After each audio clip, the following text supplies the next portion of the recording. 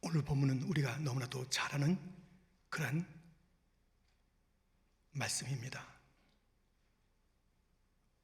너무 좋게 시작했던 이 잔치가 아주 낭패, 절망스러운 상황까지 가게 된 그런 잔치. 그러나 예수님께서 개입하셔서 그 절망의 나라로 떨어졌던 잔치가 다시 회복되고 즐거움을 갖게 되는 그러한 이야기, 가나 혼인잔치 이야기입니다.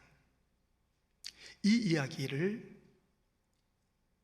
오늘 본문은 이렇게 표현합니다. 예수님의 첫 표적이라고. 11절 말씀, 예수께서 이 첫 표적을 갈릴리 가나에서 행하여 그의 영광을 나타내심에 제자들이 그를 믿으니라.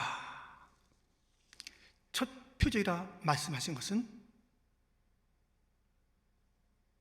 앞으로 다른 표적이 계속될 것이라는 것을 암시하고 있는 것이고요, 또 실제적으로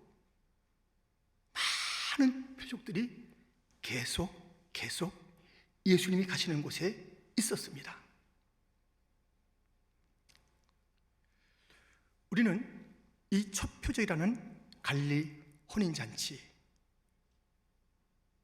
그 장면을 오늘 설교의 첫 번째 주제로 함께 생각해 보고자 합니다. 첫 번째, 첫 표적입니다.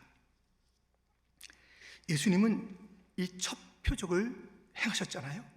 근데 그 전에 아주 중요한 가르침을 주십니다.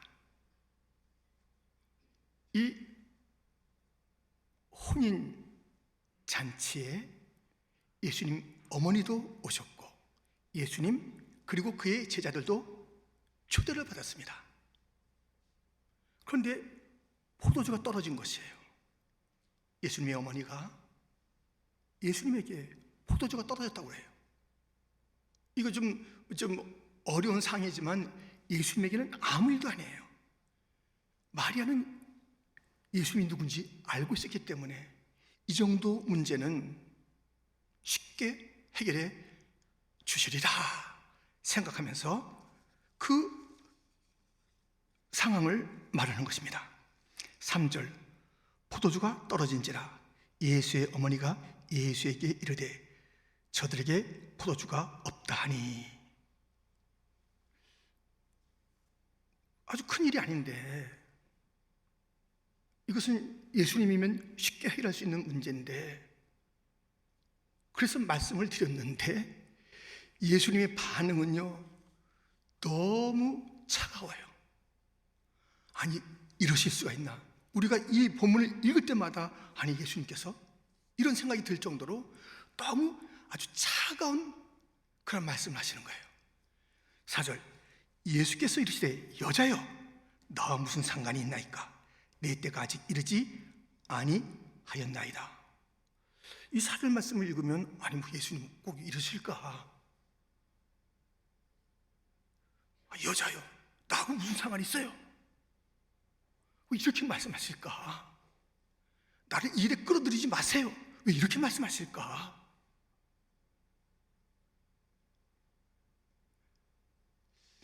지금 그 예수님께서는 이 현실적인 어려움 아시죠? 그러나 이 현실에 예수님은 모든 시선을 집중한 게 아니십니다. 사람들은 현실의 문제에 집중하잖아요. 이것이 해결 안 되면 큰일 나는 것처럼, 이것이 있으면 다 모든 것이 잘 되는 것처럼, 오늘 현실에 닥친 그 문제에 거기에 온통 우리는 관심을 갖고 시간을 보냅니다. 예수님께서 이 현실에 어려움이 있는 이 문제를 어떻게 보고 계시냐면 미래를 바라보시는 거예요. 현실의 문제가 있는데 미래에 대한 이야기를 하시는 거예요. 내 때가 아직 이르지 아니하였습니다. 예수님께서 내 때라 말씀하실 때는 구속사적인 중요한 사건, 곧 예수님의 죽으심과 부활에 대한 이야기를 말씀하실 때 내 때다. 그 얘기를 하시는 거예요. 예수님은 현실 문제에서 미래를 바라보시고 마찬가지로 현실의 문제에 어려움을 겪고 있는 자들에게 미래를 먼저 생각해라. 나의 시간표를 먼저 생각해라. 그래야 순서가 되는 거야. 지금 이 문제가 딱 막 풀려 하면은 그게 잘 풀려지는 게 아니야. 내 시간표를 생각해. 그렇게 가르쳐 주신 것입니다. 우리는 여러 가지 어려운 일들을 당합니다. 매일매일 당하죠. 그런데 우리도 마리아처럼 이 현실의 문제에 대해서 다급해하기도 하고 속상해하기도 하고 해결하려고 하기도 하고 등등의 태도를 보이는 것 아닙니까? 근데 주님께서는 오늘의 문제가 아무리 긴박하다 할지라도 영원한 시간, 구속사 시간을 먼저 생각하라. 그러면 일이 풀린다. 예수님 그때 말씀하시는 것은 예수님의 십자가 부활, 그런 구속사의 중요한 사건입니다. 오늘의 우리에게는 예수님의 죽음, 십자가, 부활은 있었습니다. 이제 중요한 시간이 무엇이냐면 예수님의 재림이에요.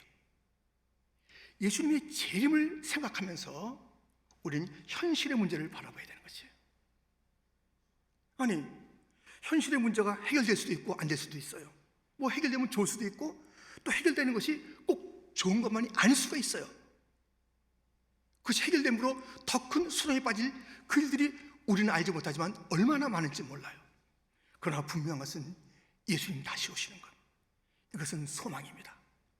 예수님 다시 오시는 것, 이것은 확실한 것입니다.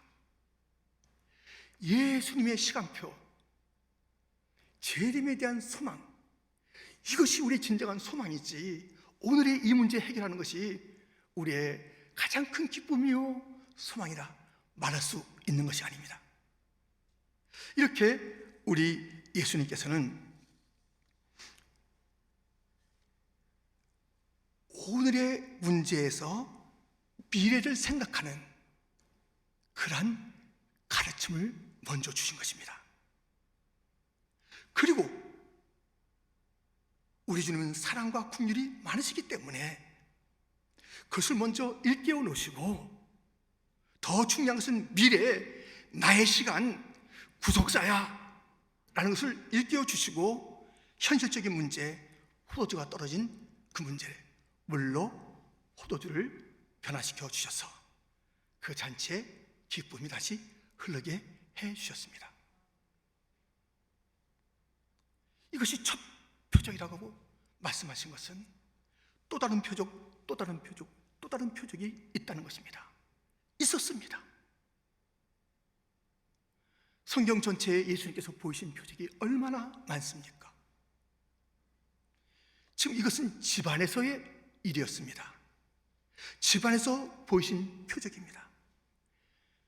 길거리에서도 주님께서 표적, 기적을 나타내셨습니다. 길가에서 앞은 보이지도 않고 구걸하며 생활하는 바디메오, 그에게 주님께서는 놀라운 이적을 베풀어 주셨습니다. 마가복음 10장 51절 52절 예수께서 말씀하여 이르시되 네게 무엇을 하여 주기를 원하느냐? 매긴이 이르되 선생님이여 보기를 원하나이다. 예수께서 이르시되 가라, 네 믿음이 너를 구원하였느니라 하시니 그가 곧 보게 되어 예수를 길에서 따르니라. 길에서 소망이 없던 자가 치유받고 예수님을 바로 바라보고 따라가는 그 변화 역사가 있게 되었습니다. 길에서뿐만이 아닙니다. 무덤에서도 문제 해결해 주셨습니다. 죽음을 생명으로 바꾸어 주셨습니다. 나사로의 이야기 아시지 않습니까? 요한복음 11장 43절 44절 이 말씀하시고 큰 소리로 나사로야 나오라 부르시니 죽은 자가 수족을 배로 동인 채로 나오는데 그 얼굴은 수건에 쌓였더라. 예수께서 이르시되 풀어놓아 다니게 하라 하시니라. 죽음을 생명으로 바꾸시는 그 주님의 놀라운 이적 표적. 무덤에서만 아닙니다. 풍랑인 바다에서도 주님께서는 표적을 보이셨습니다.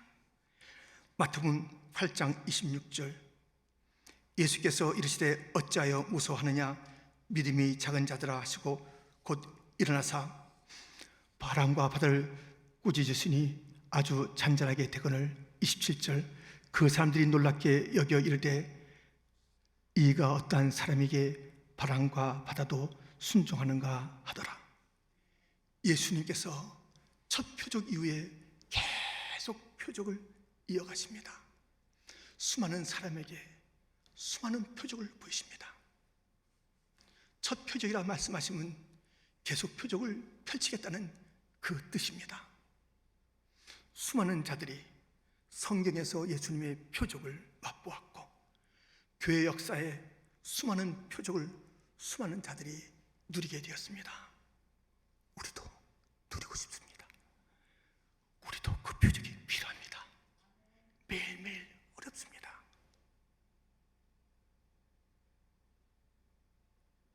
우리는 아무것도 할 수 없는 무능한 존재입니다. 그러나 우리 주님은 불가능이 없으신 분이십니다. 그 주님에게 표적을 구하는 거예요. 주님, 우리에게도 계속되는 그 표적을 주시면 안 되나요? 나도 그 표적을 맛보면 안 되나요? 우리 가정에 그 표적이 임하면 안 되나요? 이 절망스러운 질병에서 주님의 표적을 누리고 그 기적을 통하여서 뛰고 달면 안 되나요? 주님, 우리에게도 표적이 필요합니다.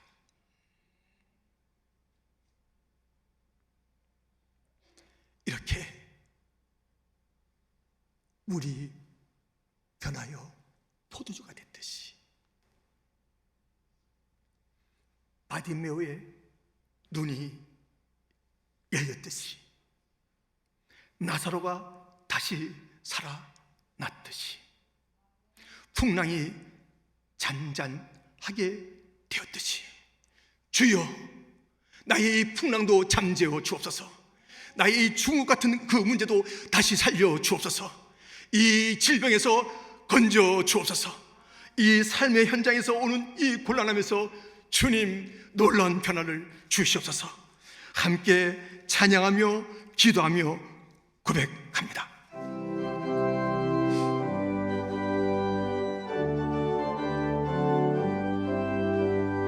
예수님이 말씀하시니 물이 변하여 포도주 됐네. 예수님이 말씀하시니 물이 변하여 포도주 됐네. 예수님 나에게도 말씀하셔서 새롭게 변화시켜 주소서. 예수님이 말씀하시니 바디메오가 눈을 떴다네. 예수님이 말씀하시니 바디메오가 눈을 떴다네. 예수님 나에게도 말씀하셔서 새롭게 변화시켜 주소서. 예수님이 말씀하시니 죽은 나사로가 살아났다네. 예수님이 말씀하시니 죽은 나사로가 살아났다네. 예수님 나에게도 말씀하셔서 새롭게 변화시켜 주소서. 예수님 말씀하시니 거친 바다가 잠잠해졌네. 예수님이 말씀하시니 거친 바다가 잠잠해졌네. 예수님 나에게도 말씀하셔서 새롭게 변화시켜 주소서. 우리 주님께서 말씀하신 대로 우리가 어려움이 있을 때는 우리의 진정한 소망은 오늘의 이 어려움이 해결되는 것, 또 안 되는 것, 거기에 대해 모든 게 달린 게 아니다. 내가 달려있는 가장 중요한 사건은 예수님이 다시 오시는 것이다. 마라나다, 우리 주님 다시 오시는 그것이다. 그 영원한 소망을 붙잡고요, 오늘의 이 문제에 힘드니까 기도해야지요. 우리 주님 사랑이 많으신데 기도하면 되잖아요. 주님, 나에게도 그 표적을 보여주세요. 왜 나는 건너뛰려고 그러세요? 저 표적이 있고 계속 표적이 있는 건데 다 아는데 예수님 왜 우리 가족에는 표적 안 주세요? 예수님 나에게는 왜 표적 안 주세요? 우리가 간구하고 기도하면 주님은 외면하지 않습니다. 우리 주님은 사랑의 주님이십니다. 우리 주님 오늘 본문에 아주 냉정한 것 같지만 얼마나 우리 주님이 섬세하시고 풍성하시고 모든 게 흘러넘치시는 그런 일들을 주시는지 우리에게도 그렇게 하십니다. 우리에게도 그렇게 하십니다. 우리가 가진 건 물 같은 건건한 거지만 아주 만난 것으로 바꿔주십니다. 질병에서 고쳐주십니다. 죽음 같은 거 다시 살려 합니다. 풍랑 때문에 너무 두렵습니다. 그렇지만 주님께서 잠잠하게 해주십니다.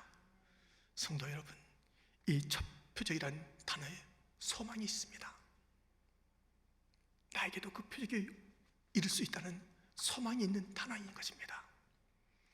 우리 무능하고 우리 연약하고 우리 미련하지만 구할 수는 있잖아요. 주님, 나에게도 그런 은혜를 주시옵소서. 우리 가정에도 우리 교회에도 지금 이 땅에도 주님의 놀라우신 표적을 보여주옵소서. 기도하고 또 간구하면 우리 주님 역사하십니다. 첫 표적을 멋지게 이루셨던 주님은 다음 표적 어느 하나 소홀하지 않게 표적을 보여주시니 나에게도 그 놀라운 표적을 주실 줄 믿고 구하고 또 구하는 성도들이 되시기를 주님의 이름으로 축원드립니다. 이제 오늘 본문은요, 이렇게 첫 표적에 대한 표현이 있고 그 내용을 일러주었습니다.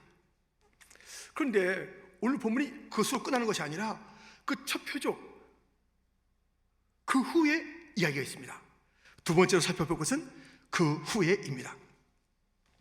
12절 상반절은 이렇게 되어 있습니다. 그 후에 예수께서 그 어머니와 형제들과 제자들과 함께 가버나움으로 내려가셨으나, 그 후에 첫 표적이 있었던 갈릴리 가나에서 그 후에 예수님께서 어머니, 형제들, 제자들과 함께 가버나움으로 함께 가셨다는, 함께. 이 가버나움은 예수님의 제2의 고향과 다름이 없습니다. 나사렛에서 자라시고 가버나움에서 사역의 근거지를 삼았던 그런 장소입니다. 거기에 함께 가신 거예요. 이 함께라는 것이 너무 중요합니다.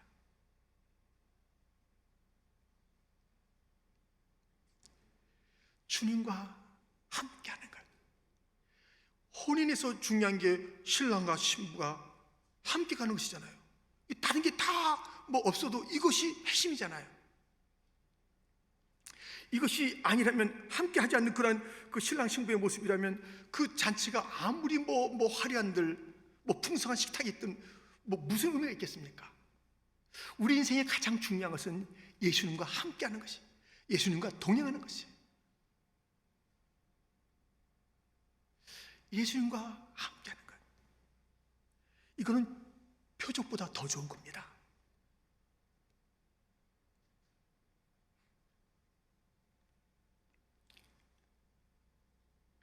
표적을 기도했는데 사실 우리가 구하는 그 모든 주님이여 이것을 이렇게 좀 도와주시고요, 이렇게 좀 살려주시고요, 이렇게 좀 해결해 주시고요, 주님의 능력을 좀 보여주세요, 우리가 숱하게 기도했습니다. 근데 그것이 100%다 그렇게는 안 돼요. 왜냐하면 주님의 능력이 모자라서가 아닙니다. 우리의 그 구하는 것이 잘못된 구함일 수 있고요, 그 구함이 좀 더 깊이 주님을 만나는 자리로 이끄시기 위한 그런 주님의 시간표일 수도 있고요, 그것이 필요 없는데 엉뚱한 거 구하네, 지금 다른 것이 지금 철철 넘치고 있는데 여러 가지 이유가 있어서 그 표적이 100% 우리에게 이루어지지 않습니다. 섭섭해하지 마세요. 신앙 흔들리지 마세요. 그러나 중요한 것은 함께. 표적은 늘 없어도 사실 돼요. 함께가 없으면 안 됩니다. 오늘 본문 12절 하반절에 거기에 여러 날 계시지는 아니하시니라. 이 함께하는 그 시간이 길지는 않았어요. 뭐 이때 상황이 있었겠죠. 그러나 전체에 보면은 예수님의 그 모든 그 걸음걸음에 끝까지 함께하지는 않았어요. 제자들도 내뺐고, 뭐 형제들은 비난했고, 마리아도 마찬가지고. 이 함께하는 그 단어, 동행, 주님의 임재, 이것이 있었던 분명한 그 표현이 있습니다만은 이것이 그렇게 오래되지 않습니다. 주님과 함께하는 주님의 임재 가운데 주님과 동행하는데 이것이 계속되지 못하는 이유가 있습니다. 그것은 우리의 무관심. 난 표적이나 있으면 좋겠어. 나는 이 임재, 동행, 이게 너무 귀찮고, 이게 뭐 그닥 그렇게 나에게는 뭐 좋은 게 아니야.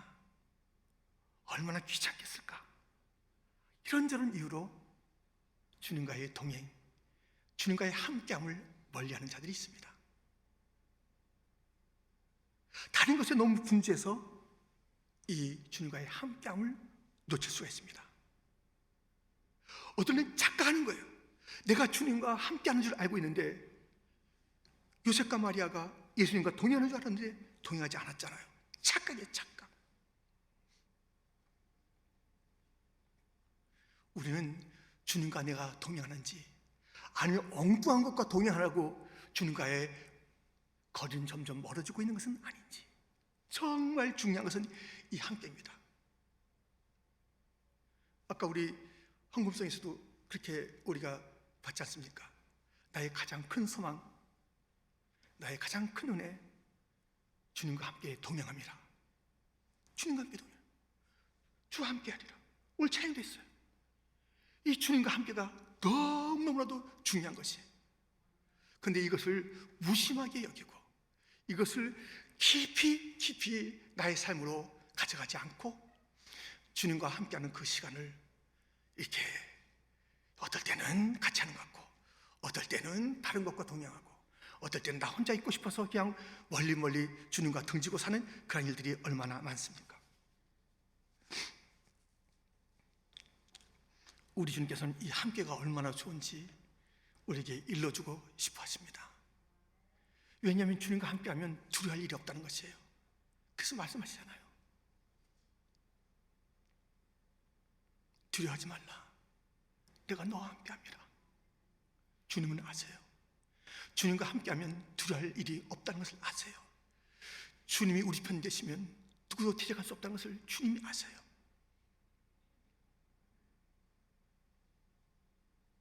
그렇기 때문에 내가 너와 함께한다.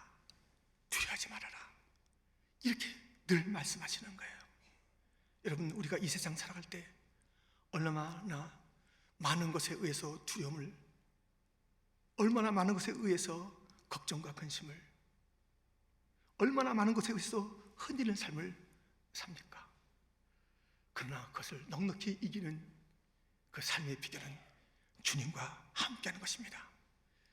그 후에 그리스도 예수와 함께한 그러한 그 귀한 시간이 있었습니다. 그 후에 주님과 함께하는 것이 일시적인 것이 아니라 우리 생애 전체에 계속돼야 될 것 아니겠습니까? 에녹은 365 그 횟수를 이 땅에서 지냈습니다. 근데 그의 생애를 성경은 딱 두 개로 나눕니다. 65, 300 무엇입니까? 주님과 동행한 300, 그렇지 않은 65. 우리 인생은 이렇게 나누는 거예요. 주님과 동행한 그 시간들이 살아있는 시간입니다. 에녹은 무슨 기적을 만들거나 보이거나 누리거나 한 사람이 아닙니다. 그는 300년 동안 변함없이 주님과 동행한 것입니다. 주님과 함께한 것입니다. 그것이 그의 생의 전부예요. 그것이 흔들리지 않았습니다. 주님과 함께했던 에녹, 그 시간 동안에 어떻게 했냐면 주님의 기쁨이 됐습니다. 어려움이 많은 시대였어요. 그런데 그는 주님과 동행하면서 주님에게 기쁨을 드렸습니다. 그 어떤 기적, 너무 어려우니까 기적을 주세요, 표적을 주세요. 그의 생에는 그게 있었던 것이 아닙니다. 주님과 매일 동행하는 그 기쁨이 있었던 것입니다. 주님과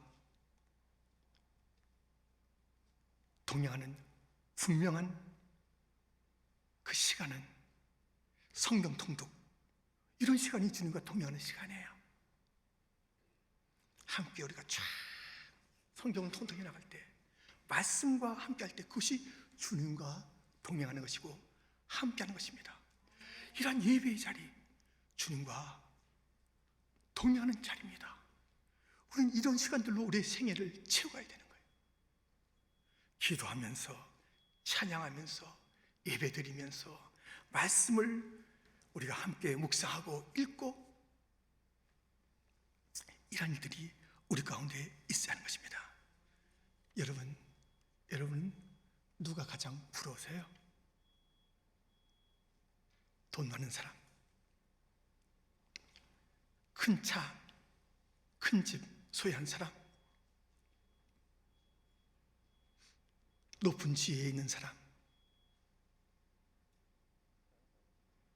재능이 많은 사람, 건강한 사람, 잘난 사람, 누가 부러우세요? 우리가 진정으로 부러워할 사람이 있습니다. 주님과 동행하는 사람입니다. 주님과 함께하는 사람입니다. 그가 가난하든 그가 어떤 곳에 살든 그것은 문제가 되지 않습니다. 주님과 동행하는 것이 가장 탁월한 삶입니다. 그러한 삶을 부러워하시고 그러한 삶을 내가 살아야 합니다. 함께 찬양합니다.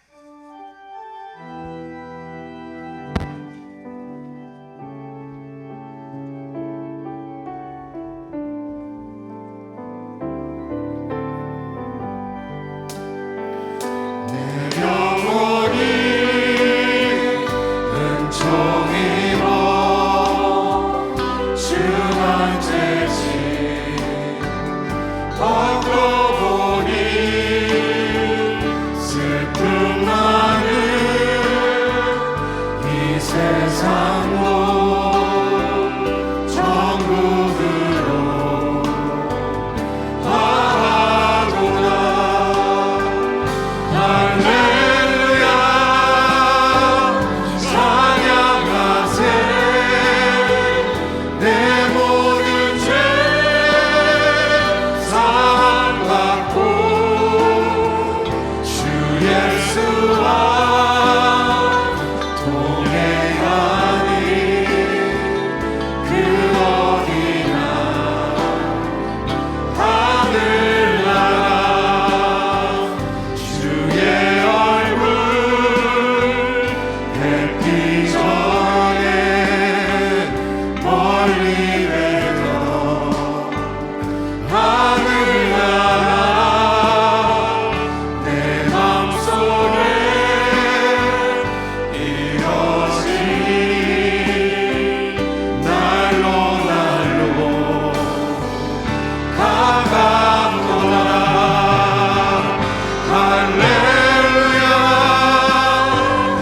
찬양하세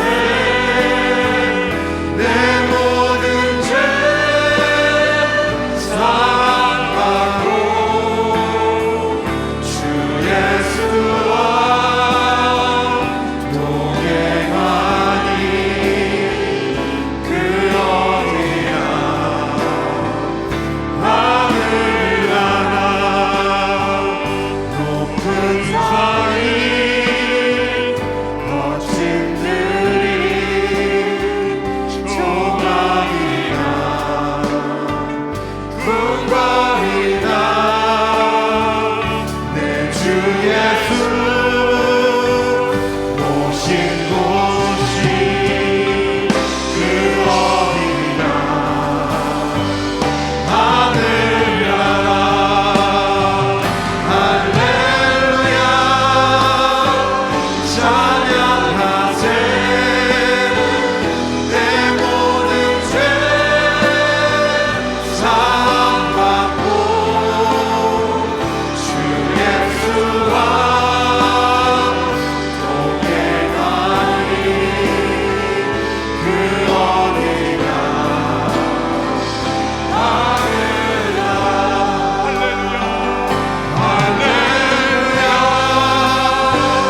찬양하세